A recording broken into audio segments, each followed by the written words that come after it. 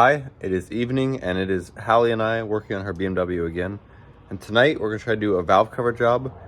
And it's maybe the hardest video we've ever tried filming. And this is why. Because it is nighttime, the car is up in the air.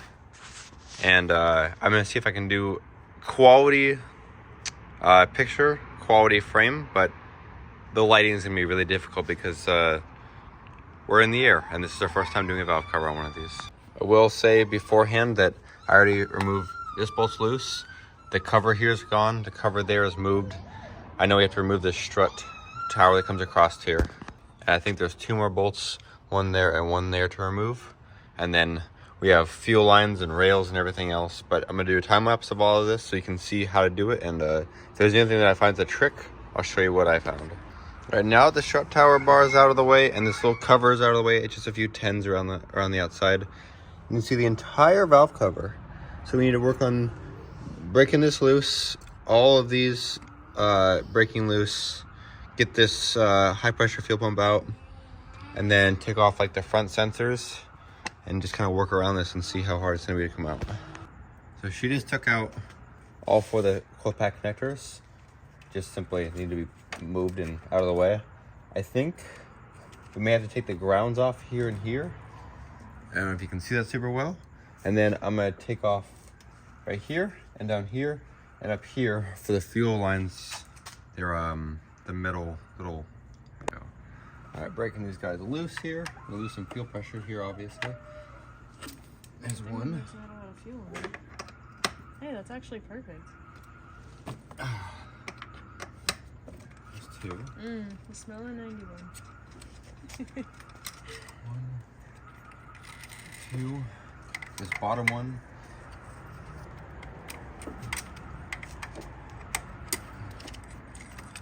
Okay, now I'm gonna break loose all of the ones that go to the actual fuel injectors, and then I have 1, 2, 3, 4 bolts roughly for this fuel rail. So that's all gonna come up as one piece if we can. We're gonna try to get it off as one piece at least.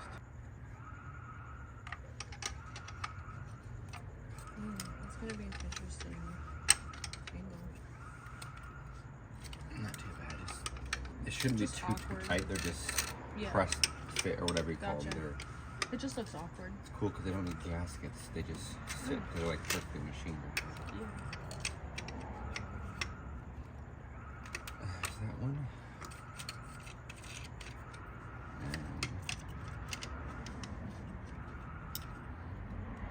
Last one.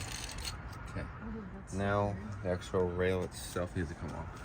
All right, now taking out all these bolts on top. 1, 2, 3.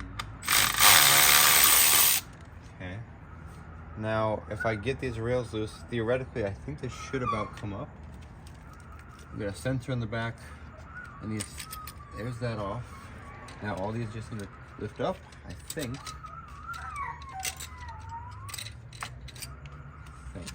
Yep, look at that. Beautiful. No. There's our fuel rail. Breaking this high pressure pumps bolts loose. I think there's just 2 if I'm not mistaken. 1 there. And 1 on the other side.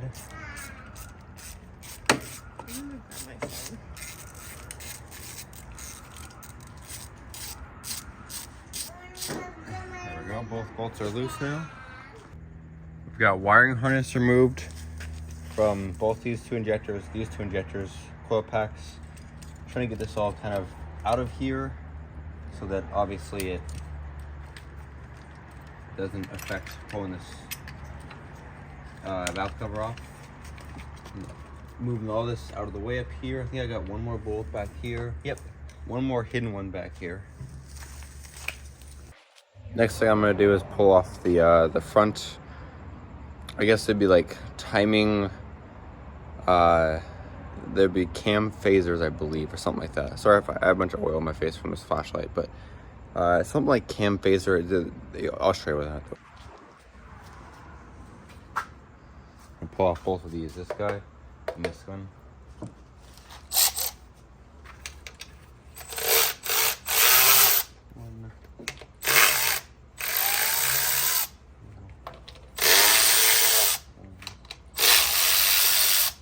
Okay.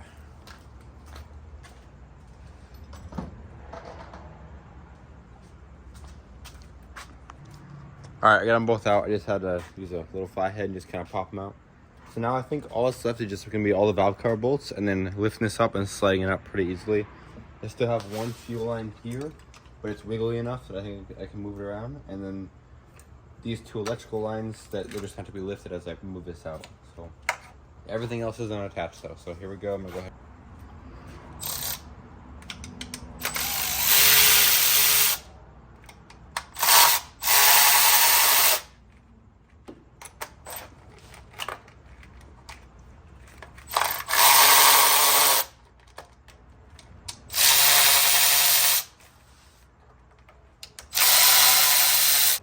I think I got every single bolt loose, so I'm gonna go ahead and lift this up and see if it starts coming up, or see if I miss something.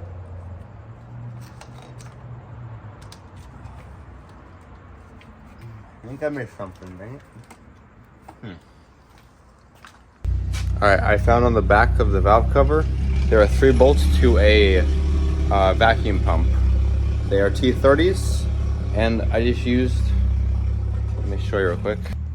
I used a long 1/4-inch ratchet, a 1/4-inch socket, and then this socket actually comes out, but it fits basically perfectly. Like that. Comes out. It's one of them little metal adapter pieces. And then I just got it back there and loosened them all up. All right, let's see if I can get this valve cover off in this take now. I get this back vacuum pump moved out of here.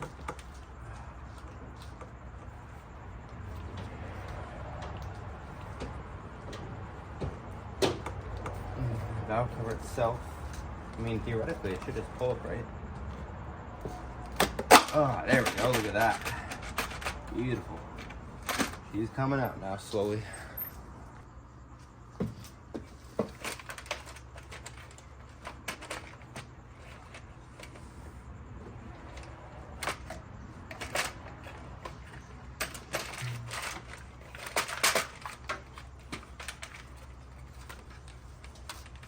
Valve cover. Look at that big old thing. Now this is an N20 engine, and they're famous for timing chain guide issues, but this one's nice and tight. This car has 167,000 miles on it now, and the chain guide looks gorgeous, nice and tight. Go ahead and clean this surface off around here, and then I'm gonna go ahead and install the other valve cover and see if I can start putting this thing back together tonight. But overall, we changed oil on time. Everything looks nice and clean in here. Got the mating surface nice and clean all around. Time to install this new valve cover.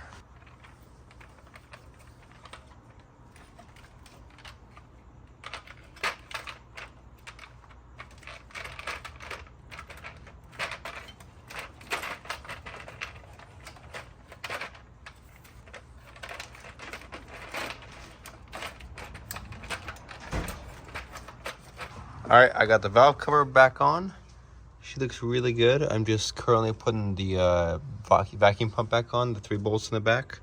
And then we have a piece that sits on top of here. It's a seal that we got brand new, so I'll install that in a minute.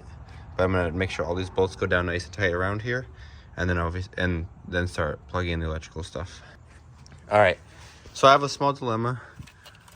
I don't know if you can see on camera, but there are no threads on either of these, and the factory one has threads. So I gotta figure out what I'm doing about that. Just being honest in this video. Just install both of these front cam phaser things, and this is on. I gotta tighten this down, the high pressure pump, and then put the rails and lines back on.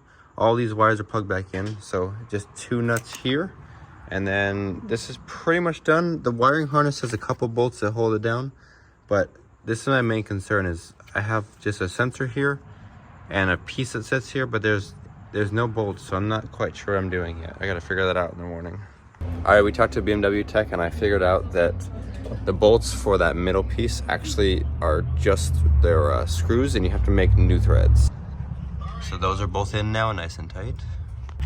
Got the covers on up here, all the 10mm bolts, and then the couple of 14mm the inverter Torx. Got the intake back on. I'm gonna go ahead and do first start.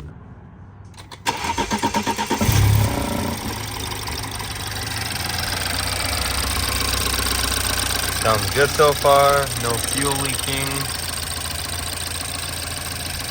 Have to watch it a little bit, make sure nothing's bad, but no oil coming out of anywhere. We did a thermostat as well, and then an oil level sensor, so we have to make sure that that's not leaking on the bottom, and make sure we bleed coolant correctly. Bottom here, nothing dripping. Time to top off coolant. Top off coolant and make sure everything looks good. We're gonna reset the oil light and take it for test drive, and hopefully no more leaking and no more overheating. Technically, car never said it was overheating, but the gauge said it was getting a little bit hot. Mother's Day, Mother's Day, Mother's Day, Mother's Day, Mother's Day, Mother's Day.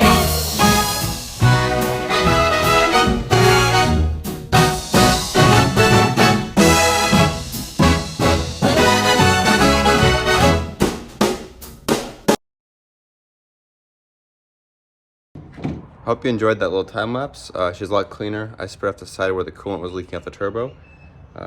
So far, no leaks. We're gonna drive it, but thank you for watching. If you like this video and BMW stuff, let me know in the comments.